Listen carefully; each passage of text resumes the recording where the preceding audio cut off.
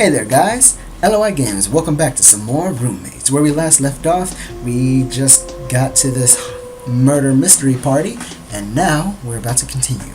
So, we examined the body, and we found out some stuff.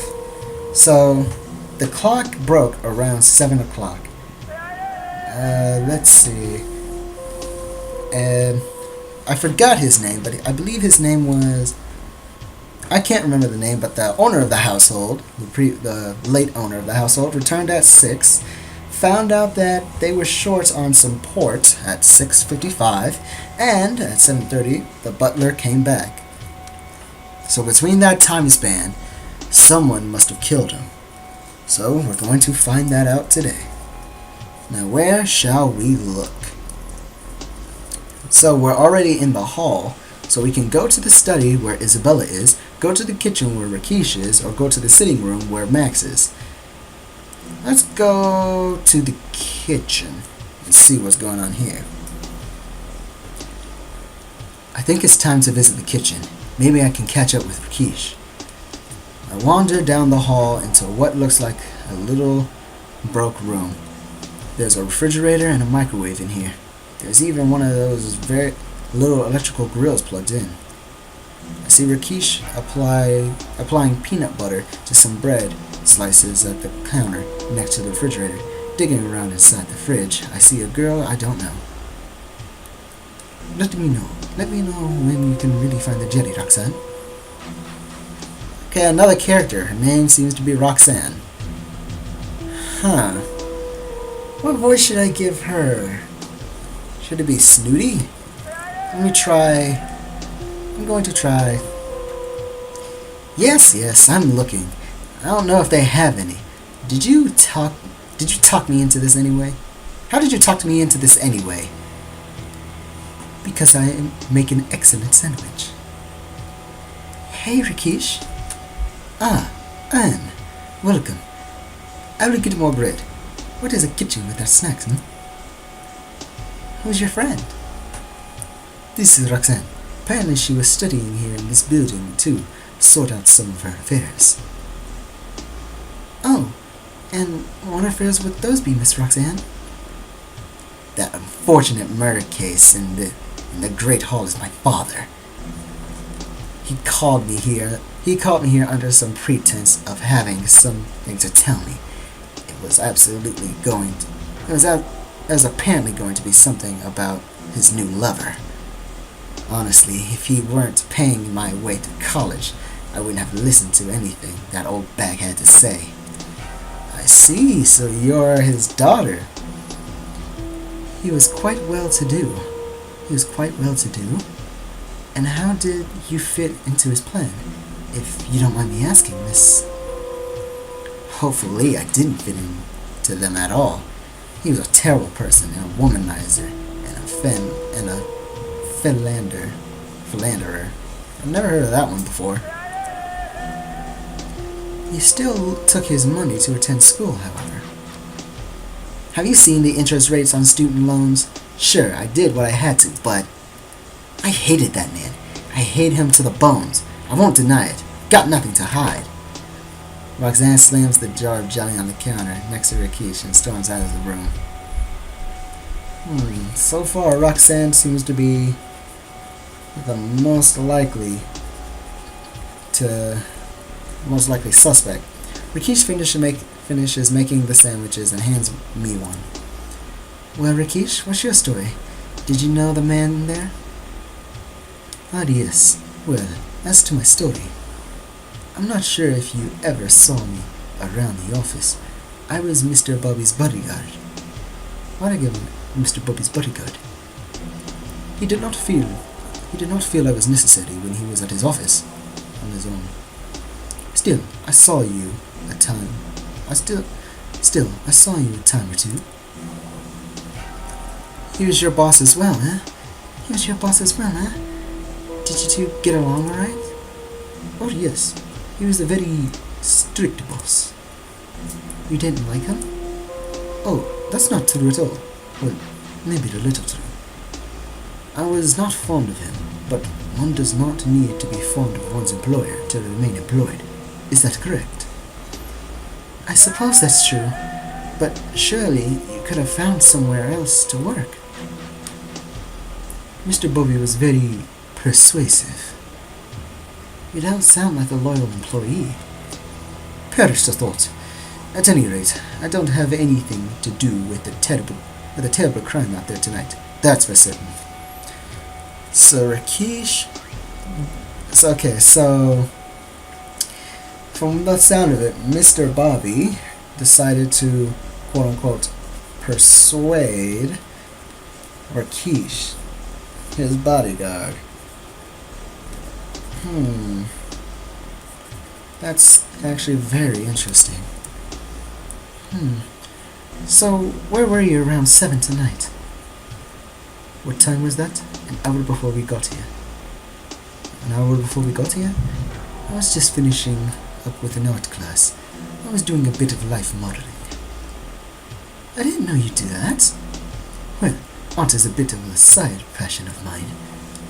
We both chuckled at that. Mr. Bobby said he wouldn't need me tonight, so I took the opportunity. Just one last thing, Rakesh. Can you take a look at this for me? I hand the will to Rakesh, who opens it up and makes a face at the blood all over it. He had said something about needing to do something with his will. Apparently, Roxanne had been quite a bit on his mind lately when he was thinking about the fate of his company. She's a very smart girl, actually. Not like her older sister. Well, okay. Well, thank you, Rakesh.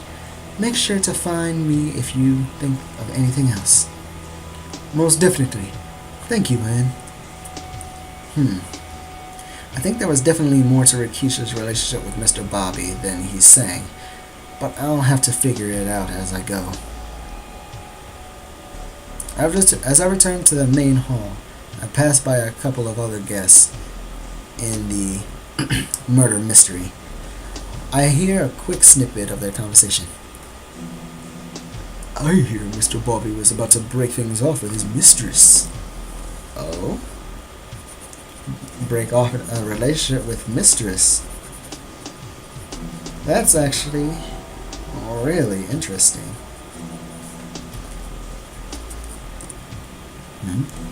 No mistress takes kindly to that sort of thing, especially if they're not doing the breaking up. Well, anyway, there's another room down. Only question is, where to next? I'm going to save again. Alright. Next, there is the study and the sitting room. Let's go to the study with Isabella and see what she has. Time to visit the study. I think Isabella came in here. One of the classrooms has been converted for the evening. Looks like there are people relaxing all over. Someone even put a few pipes on a coffee table between some of the chairs. They probably haven't been used, since I'm pretty sure this is a no smoking building. Isabella is sitting on one of the chairs, idly leafing through a book. I don't know if she's reading it or not, actually. Hey, Isabella. Oh, there you are, hon. Finally came to see what I was up to. I've been looking forward to seeing you. So, have you discovered any clues? I may know some things you don't. The real question here is, how are you going to get me to tell them to you? Oh, I have my ways of making you talk, Isabella. It's actually pretty fun playing the investigator. I always love the femme fatales type of old crime novelas I've read. Isabella, for her part, leans far back in her chair, crossing her legs and steepling her fingers as if she looked me over. Oh, do tell. I'm all ears. Well, I guess I could, interrogate you. Does a little girl want to use a little force to come get what she wants? I do like a woman who knows what she wants. Isabella is teasing me again, but it does work well for a character like hers. I can't buckle now. That's right, Isabella. I do know what I want. I walk over to her chair, putting my hand on the armrest, and lean my face in close to hers. And what I want is for you to tell me what you know, everything you know. Isabella smiles a sort of languid smile as she looks into my eyes. Well, since you asked so nicely. So, what's your story here, Isabella? Well, you know, Mr. Bobby was my boss. We worked together for God's sake. I've been his secretary for 3 years now. Secretary for 3 years.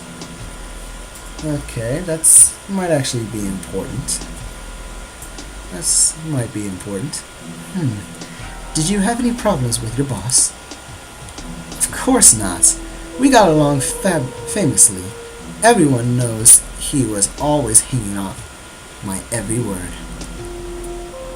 And was there anything else going on between you two? Sorry, what? What do you mean? Well, come on, Isabella. It's the oldest story in the book, right? Beautiful secretary and the older literous boss. So you do think I'm beautiful, huh? That's progress. I try not to blush. She's trying to throw me off the scent, which is proof that something's going on. I decide to try a different tactic. Of course I do, Isabella. You're damn pretty. How long did it take for you to have him wrapped around your little finger? Oh, not long at all. Wait. Fine. Yeah, we messed around a bit. It wasn't nothing serious, just a little harmless fun. I see. So Isabella and Mr. Bobby were together. Well, Mr. Bobby was having an affair with his secretary, Isabella. That's quite interesting to know. I knew it. And did his wife know about this harmless fun? Well, if it's harmless, she wouldn't really need to know about it, would she? I figured. So, where were you around 7? Don't remind me. That was before we got here, right? You ask why Chad didn't come? Well, just ask the patrons at my cafe. They'll tell you why he didn't come. We had a huge fight when he told me he had to go bail someone out of jail. He left at 7, and I went home to prepare to come here with you. Okay, so Isabella says that she was at the cafe until 7. Should we believe that? How far away is the cafe from here? I don't know. About 15 minutes. Okay, one more question. Take a look at this for me. I hand the will over to Isabella, watching her reaction carefully. She unfurls the paper a bit in disgust of the blood. She seems angry for a moment, but it goes away quickly. So she's angry at the will.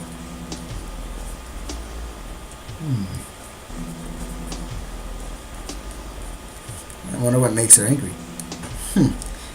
He mentioned something about redoing his will.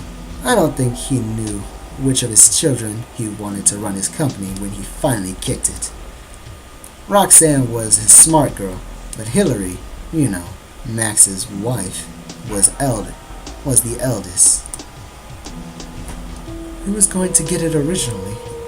I think Hillary, but he didn't really talk about it that much with me. Well, thank you for your time, Isabella. No problem, detective. Hope you figure out who did this and bring them to justice. Isabella winks at me and goes back into idling leafingly through her book on a comfy chair. Well, there was clearly an affair happening between her and Bobby. I keep saying Bobby is Body. But that's not necessarily evidence that she did it. I have to investigate further. As I return to the main hall, I pass by a couple of other guests in the murder mystery. I hear a quick snippet of their conversation. I hear Mr. Body was about to break things off with his mistress. No mistress will take that kindly, especially if they're not doing the breaking up. Yeah, I've read that before. Well, with all that down, there's only one room left. Let's go, Max. Looks just like our common room, but with a nicer TV. It even looks like someone brought us in a small bar. Upon closer inspection, it looks like it's got all kinds of juices, but no alcohol. Which makes sense. This isn't school property, after all. I make myself a quick glass of juice and scan the people here.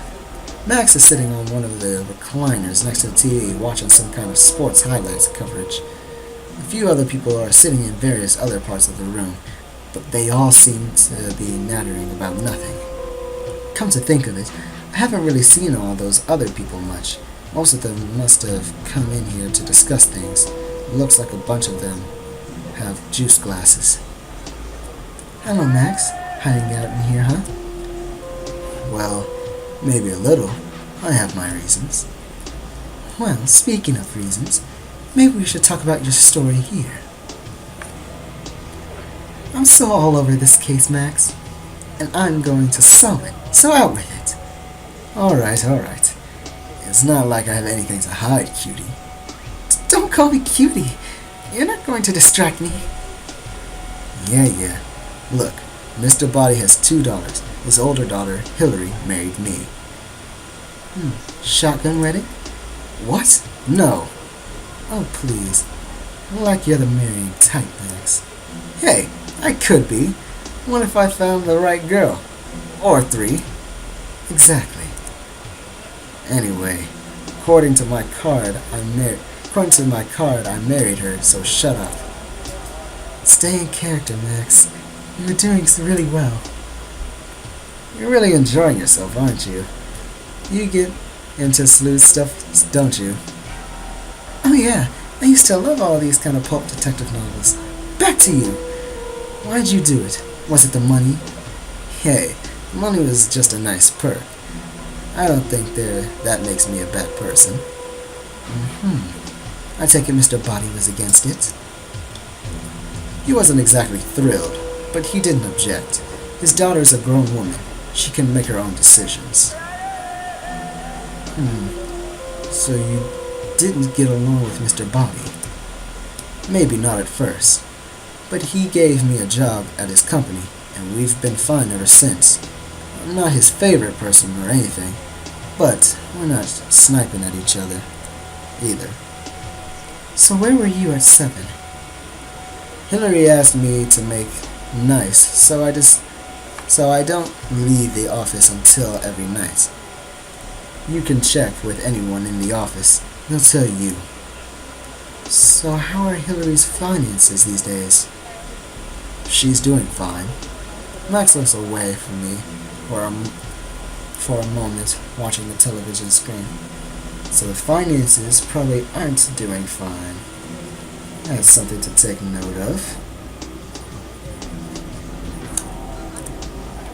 Okay, one last thing, Max. Can you take a look at this for me? I hand him the will. Max unfurls it, though he seems unfazed by the blood. Was this it? Was this on him? Yes, it was. It doesn't look finished. You were his son-in-law. Do you know what he might have wanted to change? No. Didn't talk to me about his personal business. Max's eyes appear to be misty for a moment before he looks away from me. I can't believe he was finally coming around. It's never in the will, you know? And he's finally going to include me. You think that's what was going on? Thanks, old man. Thanks. Who was the benefactor before now? Not sure. I'm sorry. Can we talk later? Alright. I suppose that's enough for now. Thank you for your cooperation, Max. No problem, Sleuth. Good luck on this case. It's a tricky one. He winks at me as I leave the room. This is a tricky case. Okay, so the only real people I can see are Roxanne, Max, and maybe Isabella. Isabella because she was there for 3 years, and if she wasn't included in the will, What would that be? Roxanne is the youngest daughter, who really needs the money, and Max has a lot of things on his plate. Let's hear the snippet of the conversation. The Fury belongs to the son-in-law, right? Yeah, it was weird about that. It was gone. It was It was weird that it was gone so early. Usually, he wouldn't leave office until 7 or 7:30. Apparently, someone left early to take care of something. Well, what else do we do? Well, I'm gonna end it here, guys. Anyway, like and favorite if you enjoyed. Subscribe to become part of the archive, and I'll see you all later. Peace